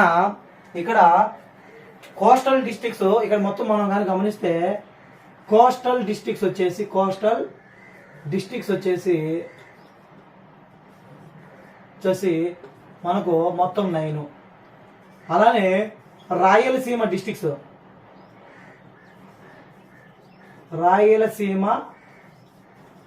ఏంటంటే మొత్తం 4. మొత్తం అప్పటికి ఎన్ని 13. బాగా గుర్తుపెట్టుకుని ఇవి ఎలా గుర్తుపెట్టుకోవాలి అదేంటే కోస్టల్ డిస్ట్రిక్ట్స్ అంటే కోస్టల్ అంటే ఏంటి, సముద్రానికి దగ్గరగా ఉన్నటువంటి డిస్ట్రిక్ట్స్ ఏంటంటే అది వాటిని ఏమంటారంటే కోస్టల్ డిస్ట్రిక్ట్స్ అంటాం. అవి ఏంటంటే మొత్తం 9 కోస్టల్ డిస్ట్రిక్ట్స్. ఎలా గుర్తుపెట్టుకోవాలంటే నన్ను చూడండి, ఆర్డర్గా గుర్తుపెట్టుకోవాలి. ఎప్పుడైనా సరే నార్త్ నుంచి సౌత్ గుంటూ వస్తే ఈజీ కదా. నేను చెప్తాను చూడండి. ఫస్ట్ వన్ ఇక్కడ వచ్చేసి శ్రీకాకుళం, ఇక్కడ విజయనగరం, తర్వాత నెక్స్ట్ వచ్చేసి విశాఖపట్నం, తర్వాత వచ్చేసి ఈస్ట్ గోదావరి, తర్వాత వచ్చేసి వెస్ట్ గోదావరి, ఇక్కడ వచ్చేసి కృష్ణా, ఇక్కడ వచ్చేసి గుంటూరు, ఇక్కడ వచ్చేసి ప్రకాశం, ఇక్కడ వచ్చేసి నెల్లూరు, ఇక్కడ వచ్చేసి చిత్తూరు, నెక్స్ట్ ఇక్కడ వచ్చేసి ఇక్కడ కానీ మనం గమనిస్తే అనంతపురం, ఇక్కడ కానీ మనం గమనిస్తే కర్నూలు, ఈ మిడిల్ కానీ మనం గమనిస్తే కడప. బాగా గుర్తుపెట్టుకోండి, డెడ్ ఈజీ. అంటే నువ్వు మ్యాప్ ప్రిపేర్ అవ్వాలన్నా, నువ్వు మ్యాప్ని డయాగ్రామ్లో ఎస్టిమేట్ చేసి పలానా ప్లేస్ ఎక్కడ ఉందో చెప్పగలగాలన్నా నువ్వు నేర్చుకోవాల్సిన విధానం ఏంటంటే నేర్చుకునేటప్పుడు ఆర్డర్గా నేర్చుకోవడం మంచిది. ఇప్పుడు చూడు, Srikakulam, Vizianagaram, Visakhapatnam, East Godavari, West Godavari, Krishna, Guntur, Prakasam, Nellore, Chittoor, Anantapur, Kurnool, Kadapa. Last Kadapa, starting Srikakulam, ending Kadapa. ఇలా ఆర్డర్గా నువ్వు గుర్తుపెట్టుకుంటే డెడ్ ఈజీ మ్యామ్. నువ్వు ఎలా అయినా అడిగినా ఇప్పుడు నువ్వు ఆ విధానంగా నేర్చుకుంటే ఏంటి సార్ ప్రయోజనం అంటే, ఇప్పుడు విజయనగరం డిస్టిక్ నార్త్గా ఉన్న డిస్టిక్ ఏంటి శ్రీకాకుళం, కృష్ణా డిస్టిక్ నార్త్గా ఉన్న డిస్టిక్ అంటే వెస్ట్ గోదావరి, గుంటూరు డిస్టిక్ ఈస్ట్గా ఉన్న డిస్టిక్ వెస్ట్గా ఉన్నటువంటి డిస్టిక్ ఏదంటే ప్రకాశం, కడప డిస్టిక్ నార్త్గా ఉన్న డిస్టిక్ ఏదంటే కర్నూలు, కడప డిస్టిక్ సౌత్గా ఉన్న డిస్టిక్ ఏంటంటే చిత్తూరు, కడప డిస్టిక్కి వెస్ట్ డైరెక్షన్లో ఉన్న డిస్టిక్ ఏంటంటే అనంతపురం, అనంతపురం డిస్టిక్కి వెస్ట్గా ఉన్నటువంటి స్టేట్ ఏంటంటే బెంగళూరు, కర్ణాటక. అలా ఇలాగా నువ్వు ఆర్డర్గా నేర్చుకుంటే చాలా ఈజీగా నేర్చుకోవచ్చు. కాబట్టి 2014లో how many districts in Andhra Pradesh? 13 districts. How many coastal districts? 9. How many Rayalaseema districts? 4. అంటే అవి ఏంటి గుర్తుపెట్టుకోవడానికి ఇస్ వెరీ వెరీ ఇంపార్టెంట్. అంటే వీటి మనం గమనిస్తే శ్రీకాకుళం, విజయనగరం, విశాఖపట్నం, ఈస్ట్ గోదావరి, వెస్ట్ గోదావరి, కృష్ణా, గుంటూరు, ప్రకాశం, నెల్లూరు. ఈ ప్రాంతం ఈ ప్రాంతం అంతా కూడా, ఈ ప్రాంతం అంటే నెల్లూరు దగ్గర ఈ ప్రాంతం అంతా కూడా ఏంటంటే ఇవన్నీ కూడా కోస్టల్ డిస్ట్రిక్ట్స్. అంటే మీరు గమనించండి, నెల్లూరు సముద్రం దగ్గరగా ఉందా లేదా? బే ఆఫ్ బెంగాల్, ఇక్కడ బే ఆఫ్ బెంగాల్ అన్న చెప్తుందాను క్లారిటీ. సముద్రం దగ్గరగా ఉందా లేదా? ప్రకాశం సముద్రం దగ్గర ఉందా లేదా? గుంటూరు ఉందా లేదా? కృష్ణా ఉందా లేదా? వెస్ట్ గోదావరి ఉందా లేదా? ఈస్ట్ గోదావరి ఉందా లేదా? సముద్రం దగ్గరగా విశాఖపట్నం ఉందా లేదా? విజయనగరం ఉందా లేదా? శ్రీకాకుళం ఉందా లేదా? అంటే ఈ సముద్రం దగ్గరికి 9 డిస్ట్రిక్ట్స్ ఉన్నాయి. కాబట్టి వీటిని మనం ఏమంటామంటే కోస్టల్ డిస్ట్రిక్ట్స్ అంటాం. రాయలసీమ డిస్ట్రిక్ట్స్ అంటే ఇక్కడ చూడండి, అంటే రాయలసీమ అంటే దీని సపరేట్ హిస్టరీ ఉంది. దాని నెక్స్ట్ మీకు రాబోయేటువంటి లెసన్స్ నేను చెప్తాను. రాయలసీమ గురించి ఒక హిస్టరీ ఉంది. ఈ క్లాస్లో చెప్పామంటే ఈ ఆంధ్ర రాష్ట్ర అవతరణ గురించి మనం చెప్పలేం, ఎక్కువ డెప్త్ ఇన్ఫర్మేషన్ ఉంటుంది అనమాట. కాబట్టి రాయలసీమ రిమైనింగ్ ఏముంటాయి? 4. కర్నూలు, కడప, చిత్తూరు, అనంతపురం. ఈ ప్రాంతాలన్నీ కూడా రాయలసీమ డిస్టిక్లుగా ఉన్నాయి. ఓకేనా? ఇది మనకు ఉన్నటువంటి 2014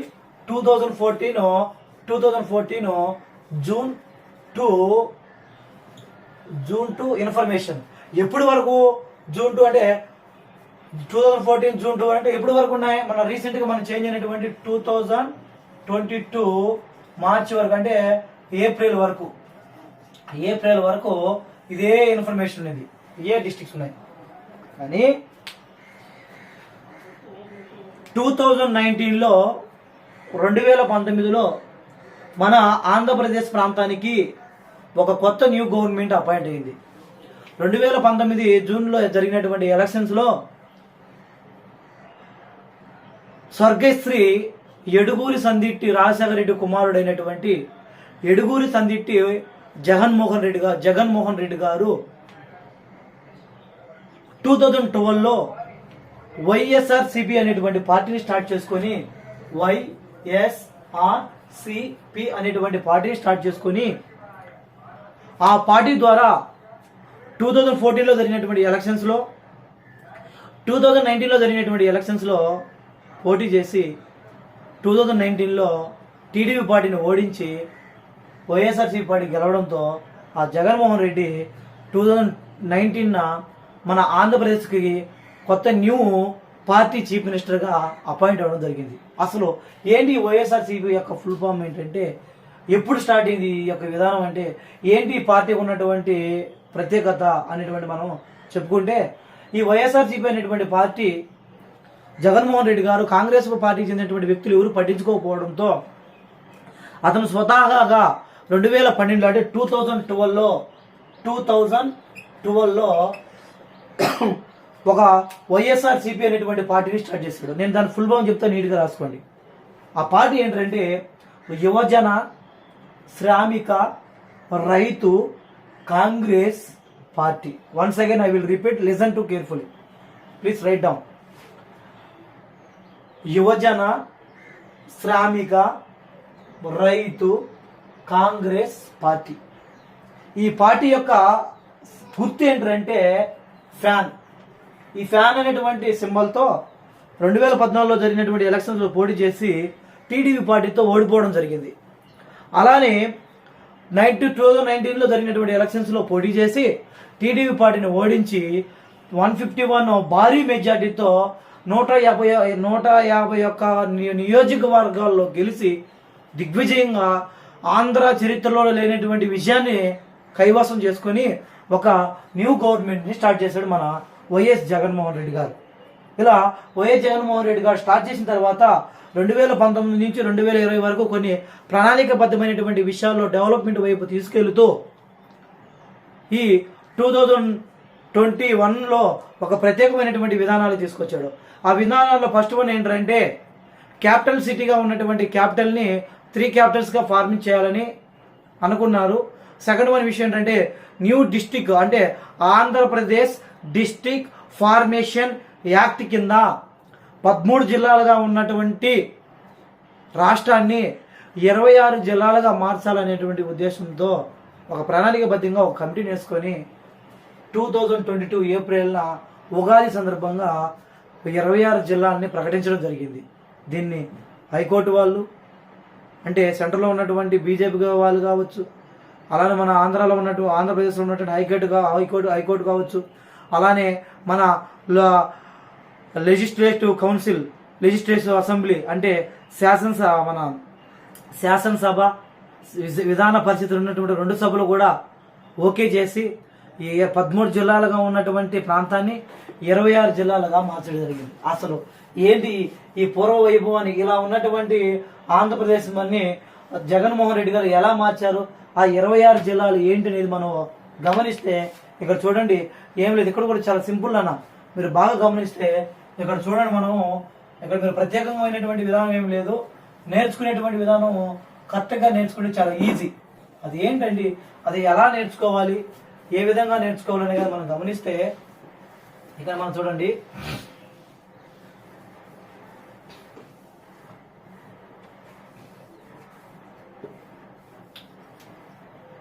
ఇక్కడ మనం స్పెసిఫిక్గా కానీ గమనిస్తే ఇక్కడ ఒక ప్రాంతం అంటూ లేకుండా కోస్టల్లో ఉన్నటువంటి ప్రాంతాలని, అలానే రాయలసీమలో ఉన్నటువంటి ప్రాంతాలని మార్చడం జరిగింది. అంటే ఒకే ప్రాంతంలోనే మారిస్తే ఉద్దేశాలు కాకుండా రాయలసీమలో ఉన్నటువంటి 4 డిస్ట్రిక్ట్స్ని చేంజ్ చేశాడు. కోస్టల్ డిస్ట్రిక్ట్స్లో ఉన్నటువంటి 9 డిస్ట్రిక్ట్స్ని కూడా చేంజ్ చేయడం జరిగింది. అవి ఎలా డిస్ట్రిక్ట్ చేంజ్ చేశాడు, ఎక్కడెక్కడ ఎక్కువ చేశాడు, ఎక్కడ తక్కువ చేశాడు అని చూస్తే ఇక్కడ ఒక నెల్లూరు జిల్లా మినహా రిమైనింగ్ అన్ని ప్రాంతాలన్నింటిని కూడా డిస్ట్రిక్ట్స్గా మార్చడం జరిగింది. ఫర్ ఎగ్జాంపుల్ మీరు గమనించండి, ఇంతకుముందు రాయలసీమ కోస్టల్ డిస్ట్రిక్ట్స్ ఎన్ని అని చెప్పుకున్నా, 9 అన్నాం. ఆ 9ని మళ్ళీ 9 చేశాడు. ఓకేనా? అప్పుడు ఆ కోస్టల్ డిస్ట్రిక్ట్స్ ఎన్ని అవుతాయి? ఇక్కడ మీరు కానీ గమనిస్తే 18. రాయలసీమ డిస్ట్రిక్ట్స్ ఎన్ని ఉన్నాయి? 4. 4ని ఏం చేశాడు? మళ్ళీ 4 చేశాడు. అంటే 2 అంటే మొత్తం 8. డబల్ అయినాయి. అప్పుడు 18 ఒక 8 26. అలా ఒక సిస్టమేటిక్గా ఈ ఆంధ్రప్రదేశ్ని మార్చడం జరిగింది. కానీ ప్రతి డిస్ట్రిక్ట్స్లో 2గా సపరేట్ చేశాడు. కానీ ఒక విశాఖపట్నంలో మాత్రం 3 డిస్ట్రిక్ట్స్గా ఫార్మ్ చేశాడు, సపరేట్ చేశాడు. అంటే విశాఖపట్నం పెద్ద జిల్లాగా ఉన్నటువంటి ప్రాంతాన్ని, ట్రైబల్స్ పీపుల్స్గా ఉన్నటువంటి ప్రాంతాన్ని సపరేట్ చేశాడు. అదేంటి? అరక ప్రాంతంగా ఉన్నట్టు చూడు, విశాఖపట్నం, అనకాపల్లి, విశాఖపట్నం 3 ప్రాంతాలకు డివైడ్ చేశాడు. మిగతా రిమైనింగ్ అంతా కూడా సపరేట్ చేశాడు. అవి ఏంటనేది నేను చెప్తా చూడండి. ఇక్కడ బాగా గమనించండి. 13 డిస్ట్రిక్ట్స్ నేమ్ 13 డిస్ట్రిక్ట్స్ అన్న, ఏం మాత్రం మార్చలా. అక్కడ ఎటువంటి ప్రాంతాల పేర్లు కూడా నేమ్ చేంజ్ చేయలా. అంటే ప్లేసులు చేంజ్ చేసుకున్నాడు. శ్రీకాకుళం ఉంది. శ్రీకాకుళానికి నార్త్గా ఏం చేశాడు అంటే, ఈ శ్రీకాకుళానికి నార్త్గా ఏం చేశాడంటే పార్వతీపురం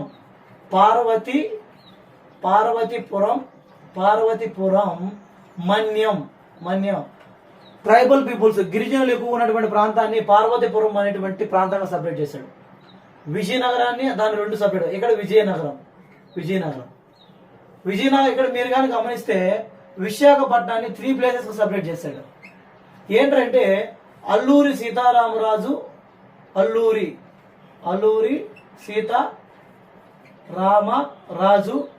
అలానే అనకాపల్లి, అలానే విశాఖపట్నం, ఈ 3 ప్రాంతాలుగా సపరేట్ చేశాడు. ఈ విజయనగరం ప్రాంతంలో 3 ప్లేసెస్ అనమాట. ఓకేనా? అండ్ ఇక్కడ కానీ మీరు ఈస్ట్ గోదావరి కనుక వస్తే ఈస్ట్ గోదావరి అండ్ కాకినాడ ప్రాంతాలుగా సపరేట్ చేశాడు. కాకినాడ. ఓకేనా? వెస్ట్ గోదావరి కానీ మనం ఇక్కడ గమనిస్తే కోనసీమ, వెస్ట్ గోదావరి, బాపట్ల. ఓకేనా? గుంటూరు జిల్లాలో కానీ మనం గమనిస్తే ఏలూరు,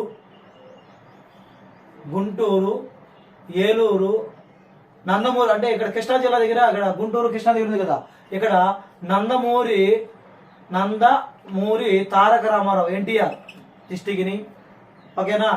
కోనసీమ, బాపట్ల, అలానే ప్రకాశం డిస్టిక్లో అంటే ఈ గుంటూరులో ప్రకాశాన్ని సపరేట్ చేసుకున్నాడు. నందమూరి తారక రామారావు ఇప్పుడు మన బాపట్ల, ఏలూరు అన్నాం కదా, ఆ ప్రాంతాలని ప్రకాశం డిస్టిక్లో తీసుకున్నాడు. అంటే ఇక్కడ రావాలా ఈ ప్రాంతాలంతా కూడా. ఓకేనా? ఇక్కడంతా సపరేట్ తీసుకున్నాడు. ఈ ప్రాంతాలు ఏంటి? కృష్ణా డిస్టిక్ని. ఇక్కడ వచ్చేసి గుంటూరు జిల్లాలో అనకాపల్లి ప్రాంతం. నెల్లూరుకి వచ్చేసిన తర్వాత నెల్లూరులో సగం ప్రాంతాన్ని, చిత్తూరులో సగం ప్రాంతాన్ని సపరేట్ చేసి ఇటు సైడ్ చిత్తూరు చేసి ఇటు సైడ్ తిరుపతి డిస్టిక్ సపరేట్ చేశాడు.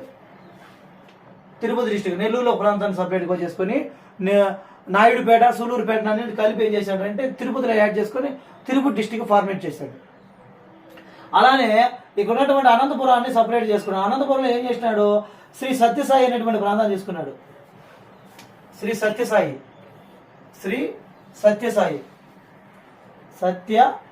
ప్రాంతాన్ని తీసుకున్నాడు.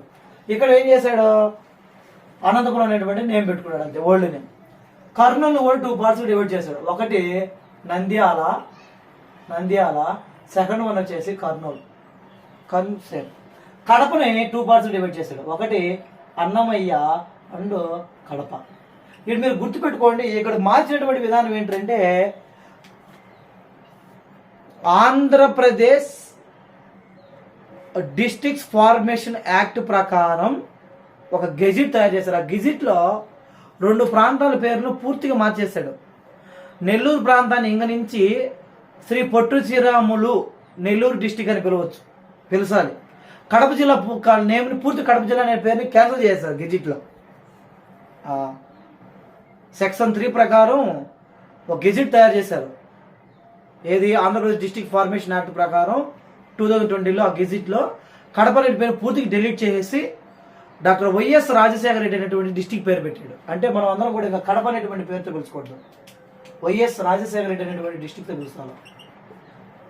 అర్థమైందా? ఇది అంటే మీరు ఇక్కడ కనిపించాల్సిన అవసరం లేదన్నా. 13 డిస్ట్రిక్ట్స్ నేమ్స్ ఉంటే అక్కడ కొత్తగా నేను డిస్క్రిప్షన్ ఇస్తాను మీకు, ఇక్కడ నేను డిస్ప్లే చేస్తాను. ఇప్పుడు నేను టీచ్ చేసేటువంటి దాంట్లో మీకు నేను ఇస్తాను, ఇక్కడ మీ నేమ్స్ మొత్తం ఆర్డర్కి ఇస్తాను. ఆ నేమ్స్ బాగా మీరు నోట్ చేసుకోండి. మ్యాప్ కూడా నేను ప్రజెంట్ చేస్తాను. ఆ మ్యాప్ ఎక్కడుందో కూడా మీరు థింక్ చేసి కనుక్కోవచ్చు. ఓకే, ఏం లేదు, కొత్తగా ఏమంటే ఇచ్చాయంటే మనం ఇప్పుడే చెప్పుకున్నాం కదా, ఏమి ఇచ్చారు సపరేట్గా అంటే చూడండి, పార్వతీపురం మన్యం, ఇది ఫస్ట్ వన్. సెకండ్ వన్ ఏమి ఇచ్చాడు, ఓకేనా, కోనసీమ, ఓకేనా. Next Alluri Sitaramaraju, Alluri Sitaramaraju.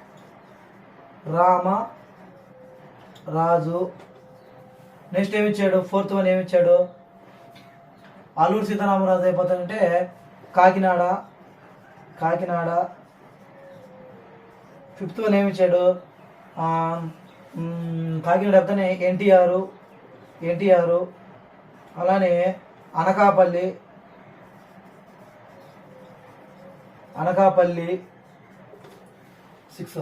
Seventh one ఏమి ఇచ్చాడు, బాపట్ల. నెక్స్ట్ ఇక్కడ ఎయిత్ వన్ ఏమి ఇచ్చాడు, బాపట్ల అయిపోతాను వెంటనే మనకు ఏలూరు. నెక్స్ట్ నైన్త్ వన్ ఏం చేశాడు, కాకినాడ, బాపట్ల, అనకాపల్లి, నందమూరి తారక రామారావు, అల్లూరి సీతారామరాజు, కోనసీమ, పార్వతీపురం. నెక్స్ట్ ఇక్కడ వచ్చేసి Tirupati. 10th Sri Sathya Sai. Next 11th one next Nandyal. Next 12th one Annamayya district, ఓకేనా. 13th వన్ ఇక్కడ మనం గమనిస్తే వైజాగ్, శ్రీకాకుళం, పార్వతీపురం మన్యం, అల్లూరి సీతారామరాజు, అనకాపల్లి, విశాఖపట్నం, కాకినాడ, పార్వతీపురం మన్యం, ఓకేనా, నందమూరి తారక రామారావు, అనకాపల్లి, ఏలూరు, బాపట్ల, పార్వతీపురం మన్యం, కోనసీమ, అల్లూరి సీతారామరాజు, కాకినాడ, నందమూరి తారక రామారావు, అనకాపల్లి, బాపట్ల, ఏలూరు, తిరుపతి, శ్రీ సత్యసాయి, నంద్యాల. అండ్ ఇక్కడ మనం గుంటూరు జిల్లాలో ఉన్నటువంటి ప్రాంతం ఏది, బాపట్ల కావచ్చు, ఏలూరు కావచ్చు, కోనసీమ. నెక్స్ట్ కృష్ణా జిల్లాలో నందమూరి తారక రామారావు. ఇక్కడ మనకి ఏది మిస్ అయింది ఒకటి మనం గమనిస్తే కాకినాడలో, ఓకే, అదేంటంటే ప్రకాశం డిస్టిక్కి గుంటూరు డిస్టిక్ అంటే ఇప్పుడు మనం ఇక్కడ 3 చెప్పాం కదా, అల్లూరి సీతారామరాజు, అనకాపల్లి, విశాఖపట్నం. ఇక్కడ మనం పార్వతీపురం మన్యము అండ్ కోనసీమ చెప్పాం, కోనసీమ అండ్ కాకినాడ. తర్వాత వచ్చేసి ఈస్ట్ గోదావరి దగ్గర వస్తే మనము బాపట్ల, ఇక్కడ గుంటూరు జిల్లా బాపట్ల, ఇక్కడ నందమూరి తారక రామారావు. ఈ ప్రాంతాలన్నీ కూడా ఈ 13 డిస్టిక్ కూడా, ఈ 13 డిస్టిక్ మిస్ అయింది. నేను మీకు డిస్క్రిప్షన్ ఇస్తాను మొత్తం నేను చూడండి, ఓకేనా. ఇది మనకి ఇచ్చినటువంటి వాళ్ళు. వీటిల్లో ప్రత్యేకంగా మనం చెప్పుకోవాల్సినటువంటి విషయం ఏంటంటే ఇక్కడ మీకు అదే అన్నాడు, ఏంటి ఆ విషయం, దీంట్లో ఈ విభజన చేసినటువంటి తర్వాత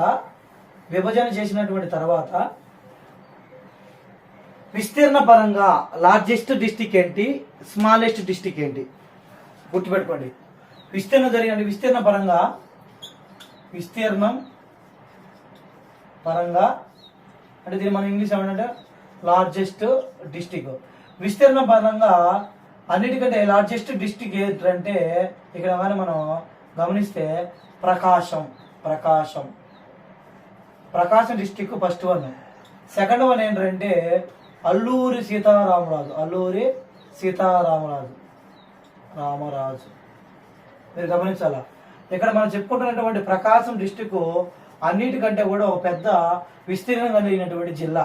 అలానే అల్లూరి సీతారామరాజు ఇక్కడ ప్రాంతం ఉంది, అల్లూరి సీతారామరాజు అనేది కూడా ఒక పెద్ద డిస్టిక్ గా ఉందన్నమాట, ఓకేనా. అలానే స్మాలెస్ట్ గా మనం గమనిస్తే విస్తీర్ణ పరంగా తక్కువ ఉన్నటువంటి డిస్టిక్ అని మనం గమనిస్తే ఇక్కడ స్మాలెస్ట్ కంటే ఏంటంటే విశాఖపట్నం. విశాఖపట్నం అనేటువంటిది స్మాలెస్ట్ డిస్టిక్. అతి చిన్న జిల్లా కలిగినటువంటి ప్రాంతం విశాఖపట్నం. ఈ విశాఖపట్నం ఏంటంటే మూడు ప్రాంతాలు. ఈ విశాఖపట్నాన్ని అల్లూరి సీతారామరాజు అనకాపల్లిగా 3 జిల్లాలుగా విడదీశారు కాబట్టి విశాఖపట్నం చాలా చిన్నది అయిపోయింది. అంటే విస్తీర్ణ పరంగా చాలా చిన్నది. అదే విస్తీర్ణ పరంగా పెద్దదైతే ప్రకాశం. లార్జెస్ట్ డిస్టిక్ ఏంటి? ప్రకాశం. స్మాలెస్ట్ డిస్టిక్ ఏంటి? విశాఖపట్నం. అర్థమవుతుందా? ఎందుకు ఇక్కడ తీయడం జరిగిందంటే శ్రీకాకుళం, విజయనగరం, విశాఖపట్నంలో ట్రైబల్స్ ఏరియాస్ ఎక్కువ, గిరిజనులు అంటే ఏంటి, అడవి ప్రాంతాల్లో నివసిస్తున్నటువంటి వాళ్ళని మనం ట్రైబల్స్ అంటాం కదా. అందుకోసము అల్లూరి సీతారామరాజుని పార్వతీపురం, మన్యం అనేటువంటి 2 ప్రాంతాలకు గిరిజన అంటే అంటాడు. హౌ మెనీ ట్రైబల్ డిస్ట్రిక్ట్స్ అంటాడు? 2 ట్రైబల్ డిస్ట్రిక్ట్స్. ఒకటి పార్వతీపురం మన్యం, ఒకటి అల్లూరి సీతారామరాజు డిస్ట్రిక్ట్ ఒకటి. ఇట్స్ వెరీ వెరీ ఇంపార్టెంట్, గుర్తుపెట్టుకోవాలి. ఓకేనా? విశాఖపట్నంలో ప్రత్యేకమైన విషయం ఏంటంటే 3 డిస్ట్రిక్ట్స్ ఒకటి ఇచ్చినాడు. ఆంధ్రప్రదేశ్లోనే అర్బన్ డిస్టిక్ ఏంటి అంటే మండలాలు లేకుండా ఉన్నటువంటి డిస్టిక్ ఏంటి అనేది ఏంటంటే Visakhapatnam. Urban district, which district of the urban district అంటాడు. Which district in urban district అంటాడు. అంటే ఉన్నటువంటి జిల్లాల్లో అర్బన్ జిల్లాగా ఉన్నటువంటి జిల్లా ఏదంటే విశాఖపట్నం. ఏంటి? విశాఖపట్నం. గుర్తుపెట్టు, ఇట్స్ వెరీ వెరీ ఇంపార్టెంట్. ఇప్పుడు జనాభా పరంగా కూడా ఇచ్చాడు ఇక్కడ మనకు. పాపులేషన్ ప్రకారంగా, ఈ లిస్ట్ ప్రకారం పాపులేషన్ జనాభా పరంగా మొదటగా ఉన్నటువంటి ఏ డిస్టిక్ లో జనాభా ఎక్కువ ఉన్నారు అనేది కూడా అడిగాడు. పాపులేషన్ ప్రకారంగా మనం గమనిస్తే ఫస్ట్ ప్లేస్ లో ఉన్నటువంటి డిస్టిక్ ఏంటంటే నెల్లూరు జిల్లాలో అన్ని 26 జిల్లాల కంటే కూడా ఎక్కువ జనాభా నెల్లూరు జిల్లాలో ఉన్నారంట. అది 24.736 lakhs జనాభా కలిగినటువంటి జిల్లాగా నెల్లూరు జిల్లా ఉందంట. నెల్లూరు జిల్లా అన్ని జిల్లాల కంటే ఎక్కువ జనాభా ఉన్నారు నెల్లూరు జిల్లాలో. ఓకేనా? గుర్తుపెట్టుకోవాలి. ఇక్కడ స్మాలెస్ట్ అంటే స్మాల్ పాపులేషన్ అంటే తక్కువ జనాభా ఉన్నటువంటి డిస్టిక్ ఏంటంటే ఇక్కడ కూడా విశాఖపట్నమే. విశాఖపట్నం చాలా చిన్నది కాబట్టి విశాఖపట్నంలో జనాభా కూడా అన్ని జిల్లాలతో పోల్చుకుంటే చాలా తక్కువ ఉంది, గమనించాలి. ఓకేనా? ఇక్కడ స్పెసిఫిక్గా మనం గమనించాల్సిన విషయం ఏంటంటే పాపులేషన్ ఎగ్జామ్ పాయింట్ ఆఫ్ లో మనం అడిగేది ఏంటంటే లార్జెస్ట్ డిస్టిక్ ఏంటి? ప్రకాశం. స్మాలెస్ట్ డిస్టిక్ ఏంటి? శ్రీకాకుళం, విశాఖపట్నం. ఇలాంటి విషయాలు మీద అడుగుతాడు. పాపులేషన్ ప్రకారం హై పాపులేషన్ ఉన్నటువంటి డిస్టిక్ ఏంటంటే నెల్లూరు, లోయెస్ట్ పాపులేషన్ ఉన్నటువంటి డిస్టిక్ ఏంటంటే విశాఖపట్నం. ఇలాంటి విషయాల మీద అడుగుతాడు. ఇంకా it's very very important point ఏంటంటే present Andhra Pradesh district formation act ప్రకారం హౌ మెనీ మండలాస్ అని అడుగుతాడు. ప్రజెంట్ ఆంధ్రప్రదేశ్ లో 679 మండలాలు ఉన్నాయి. 679 మండలాలు ఉన్నాయి. It's very very important. ఎన్ని మండలాలు ఉన్నాయంటే నన్ను మీరు గుర్తుపెట్టుకోండి. ఆంధ్రప్రదేశ్ డిస్ట్రిక్ట్స్ ఫార్మేషన్ యాక్ట్ ప్రకారం మండలాలు ఎట్టి పరిస్థితుల్లో మార్చలా. ఎన్నైతే మండలాలు అన్ని మండలాలు ఉన్నాయి. ఆడ మార్చింది అక్కడే అన్నాడు ఆంధ్రప్రదేశ్ డిస్ట్రిక్ట్ ఫార్మేషన్ యాక్ట్ అన్నాడు. అంటే డిస్ట్రిక్ట్స్ నే మార్చేసాడు కానీ మండలాలు ఎట్టి పరిస్థితుల్లో మార్చలా. గుర్తుపెట్టుకో, ఇట్స్ వెరీ వెరీ ఇంపార్టెంట్. 769 మండలాస్ అనేటువంటివి ఉన్నాయి. మండలాస్. ఓకేనా? మన మండలాలు ఉన్నాయి. ఇక్కడ ఇంకో విషయం కూడా మనం అడుగుతున్నాడు. ఏంటంటే కోస్టల్ రీజియన్ గా ఉన్నటువంటి అంటే రాయలసీమ డిస్ట్రిక్ట్స్ ఎన్ని? కోస్టల్ డిస్ట్రిక్ట్స్ అన్నాడు. రాయలసీమ డిస్ట్రిక్ట్స్ మనం ఎన్ని చెప్పుకున్నాం? 8. కోస్టల్ డిస్ట్రిక్ట్స్ ఎన్ని చెప్పుకున్నాం? 18. అవునా? రాంగు. కోస్టల్ డిస్ట్రిక్ట్స్ అంటే అక్కడ ప్లేస్ మారుతుంది. ఇక్కడ నేను సపరేట్ చేసిన అడిగా కోస్టల్ డిస్ట్రిక్ట్స్ ఎన్ని మార్చాడంటే 9ని 9గా మార్చాడంటే 18 వచ్చాయి. కోస్టల్ డిస్ట్రిక్ట్స్ ఎన్ని అడుగుతాడు. ఇక్కడ మీరు బాగా గమనిస్తే కోస్టల్ డిస్ట్రిక్ట్స్ 12 ఎన్ని ఉన్నాయి మొత్తము? Coastal districts 12. అవి ఏంటంటే ఇక్కడ మీరు కానీ గమనిస్తే శ్రీకాకుళం, విజయనగరం, విశాఖపట్నం,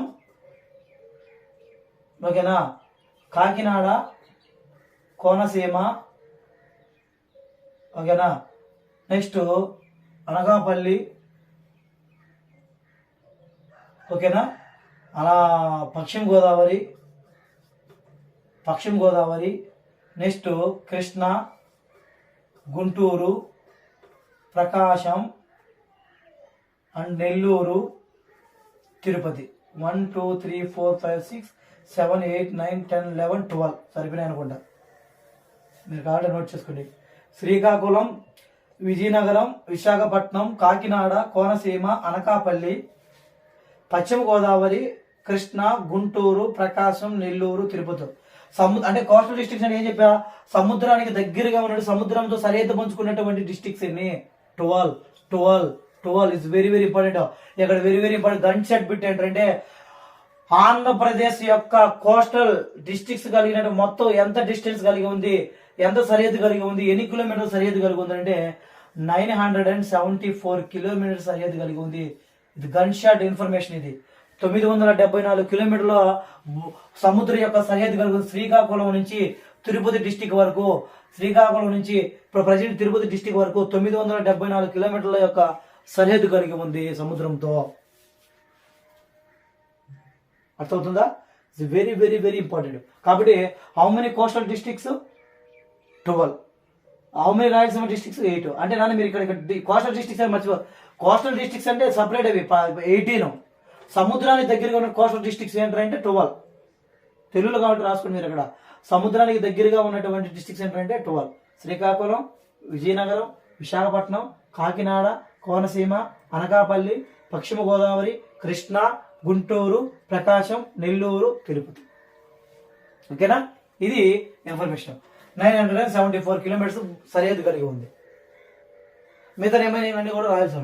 ఇక్కడ ల్యాండ్ లాక్డ్ డిస్ట్రిక్ట్స్ అని అడిగాడు. ఇక్కడ మనం ఇప్పుడు కోస్టల్ డిస్ట్రిక్ట్స్ చెప్పాం కదా, ల్యాండ్ లాక్డ్ డిస్ట్రిక్ట్స్ అంటే అటు భూ సరిహద్దు అంటే పక్కన ఉన్నటువంటి స్టేట్స్తో సరిహద్దు పంచుకోకుండా, సముద్రంతో సరిహద్దు పంచుకోకుండా మిడిల్లో ఉన్నటువంటి ప్రాంతాలు అవేమిటంటే కడప, ఈస్ట్ గోదావరి, ఓకేనా? ఈ రెండు ప్రాంతాలు మెయిన్గా కడప, ఈస్ట్ గోదావరి అనేటువంటి ప్రాంతాలు ల్యాండ్ లాక్డ్ డిస్ట్రిక్ట్స్గా ఉన్నారు. నోట్ చేసుకోండి.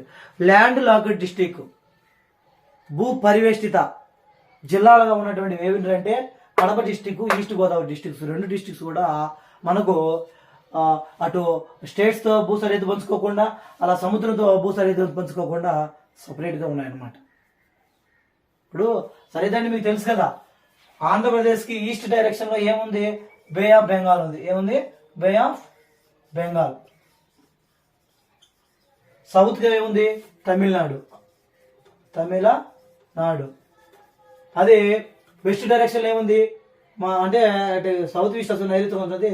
ఏముంది? కర్ణాటక. వెస్ట్ డైరెక్షన్ ఏముంది? తమిళనాడు, తెలంగాణ. ఇక్కడ నార్త్ డైరెక్షన్ ఏమొస్తుంది? ఒడిస్సా. ఇవి మీరు గుర్తుపెట్టుకోవచ్చండి.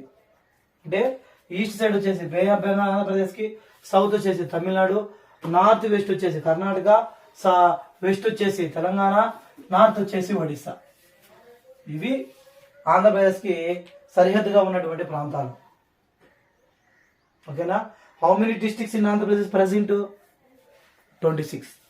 Present how many coastal districts in Andhra Pradesh? 12. How many Rayalaseema districts present? 8.